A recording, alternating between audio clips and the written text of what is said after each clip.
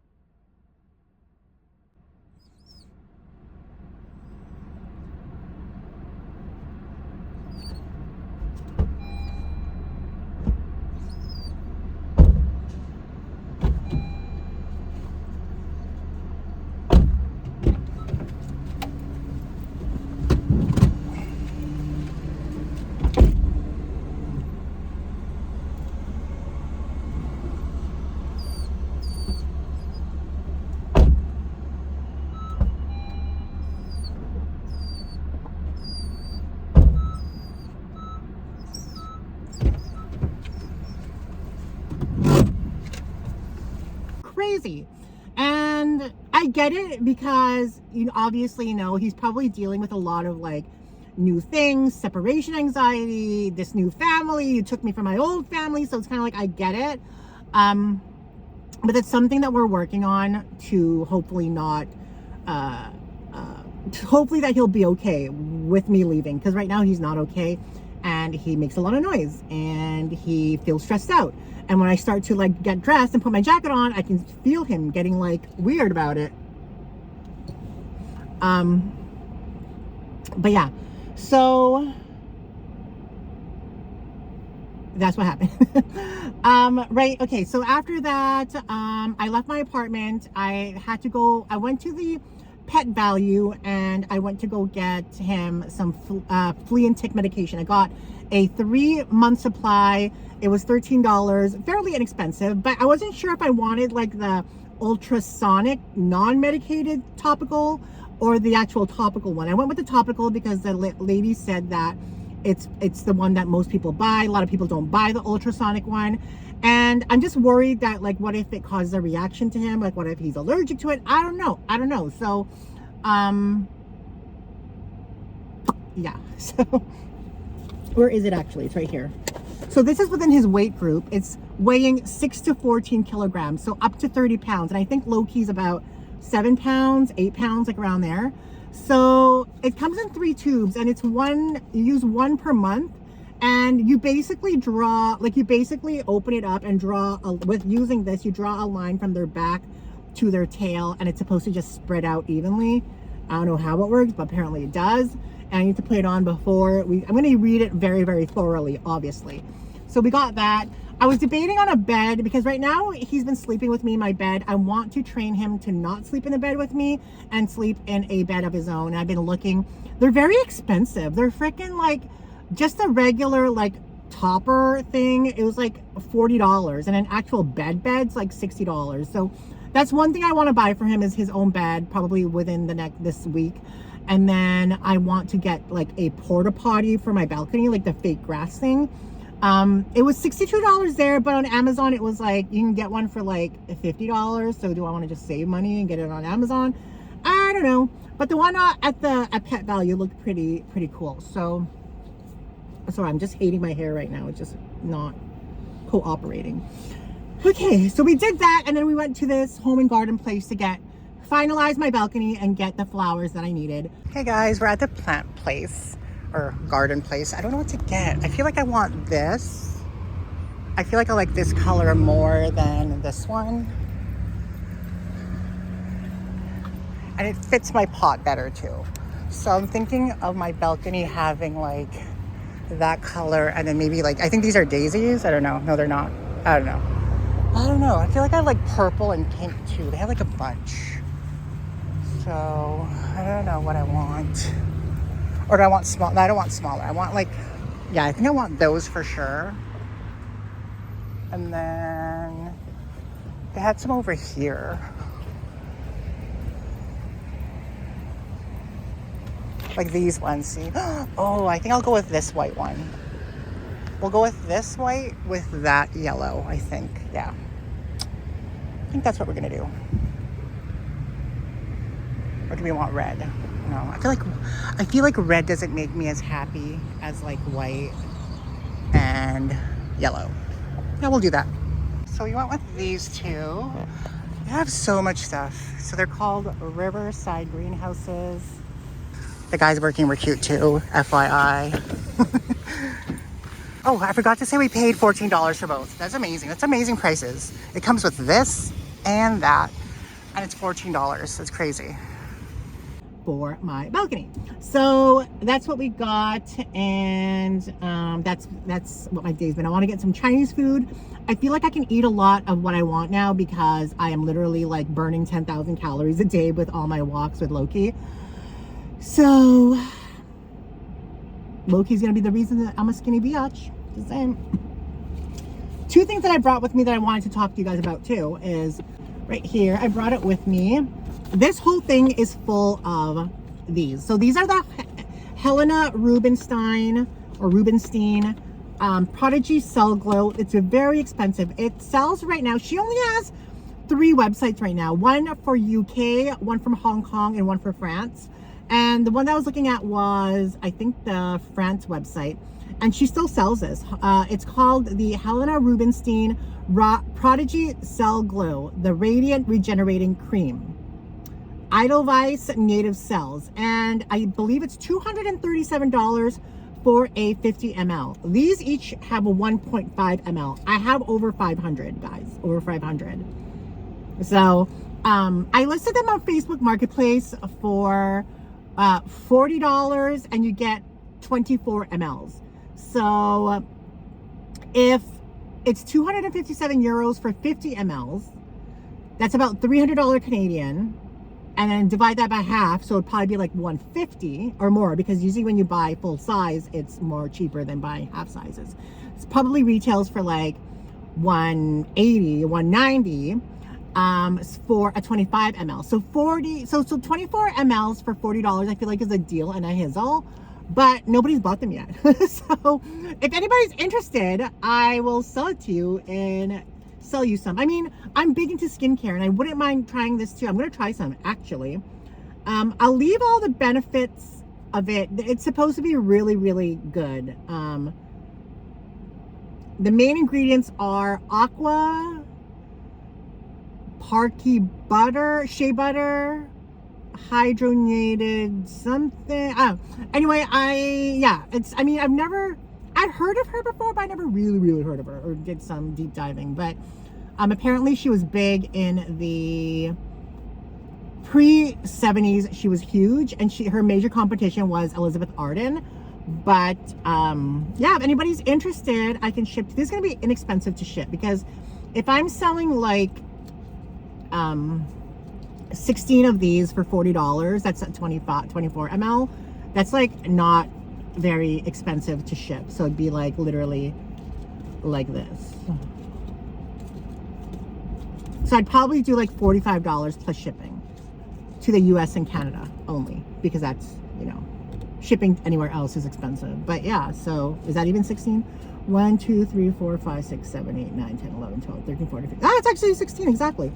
So shipping that would probably be inexpensive. So value your skincare. I am offering you guys a deal of a lifetime to try Helena Rubinstein's luxury high-end skincare. I believe this is supposed to go after your serum, so at nighttime.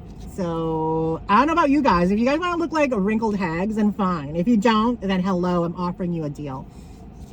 So I listed it on Marketplace. I listed it on some other places on Facebook. So haven't sold any yet, but I mean, I did the minimal work. I thought I'd offer it to you guys that might be interested in it.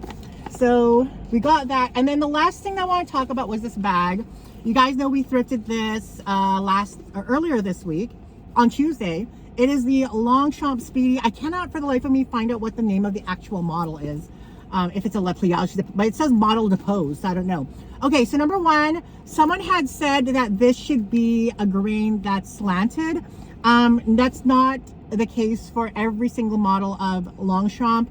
I have a real one, a crossbody one, and it isn't, the grain is similar to this. That's the one thing. And number two, I was debating the authenticity. I was pretty sure it was real, and it is real, because I did actually find that white tab. It's a made in France bag, guys, made in France. The white tab, because the inside is black and the tab is clear. It was hard to find. I can't even find it right now, but it's in here, because I actually emailed Longchamp. I just thought I'd give it a shot, guys. I emailed Longchamp. I showed them a few of the problematic areas, the handles and the cracking of the flaps. So I'm hoping they replace those. If they are going to replace it, because they want to inspect it, obviously, they said that they will replace it for free. So fingers crossed that they do replace this for free. They do replace it, because they'll do it for free. So customer service at Longchamp was amazing. I mean, they could have asked to charge for it, but no, they said, if it's replaceable, we will replace it for free. So those are the only three things I want replaces: the two handles and the flap. So yeah, I will keep you guys updated. They emailed me the form that I haven't had a chance to fill out yet because, ooh, that guy's cute. Because I don't have any ink in my printer, so I need to get ink for my printer too. Oh, life is so expensive. But yeah, that's a couple of things I want to talk to you guys about. I'm going to go get more Chinese food.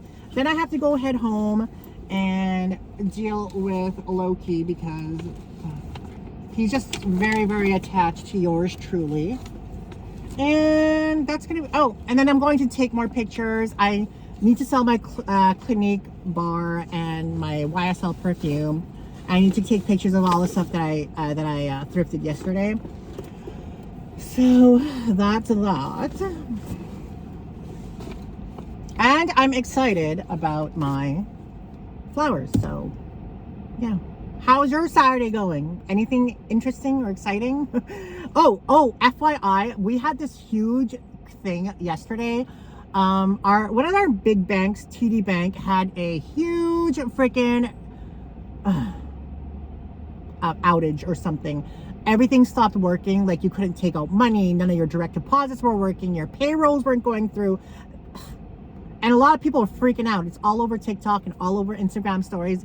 And FYI, I do not like TD because when I was dealing with an issue, they were just sweeping it under the rug and they really weren't helping me. It seemed like at the time they were helping me, but in retrospect, they weren't.